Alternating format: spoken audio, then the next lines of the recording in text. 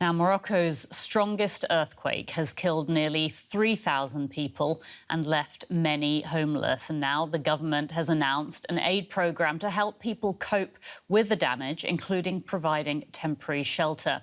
But right now, on the ground, people are struggling to put their lives back together after that quake. Our reporter Amin Esif sent this report from the town of Amzmiz.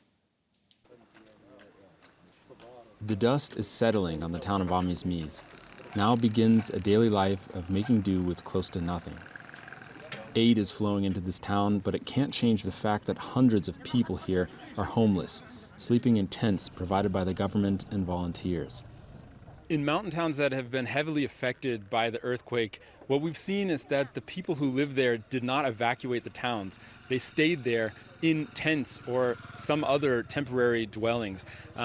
This house behind me right here, which completely came down, the owner of that house has moved just across the lot into this tent right here, where he's determined to stay until he finds a better solution.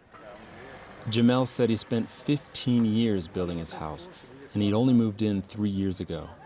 It came down in a matter of seconds, but his family was able to escape unhurt.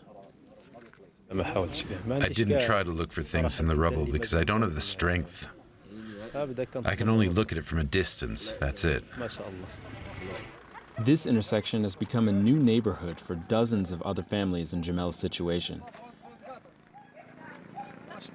Omar's house is still standing, but it's run through with cracks and too dangerous to live in. Now he lives in this bright yellow government tent, along with his son and his wife. Here's the table we eat at. Here's what people gave us, some sugar and tea and everything else that we need, and dates and bread and water too. And if we do need anything else, we bring it down from our old house. We go back into that house even though it's heavily damaged, just to get what we need. And as you can see, we're cooking here. So we're settling down here until we see what God does about it. That's all we can do.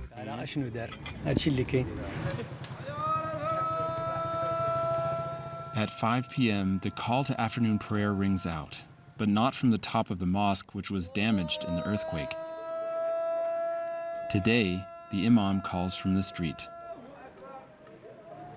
The new mosque is a gap between the tents, and Omar joins to pray as he has done for most of his life, and will continue to do, he says, as long as he's physically able.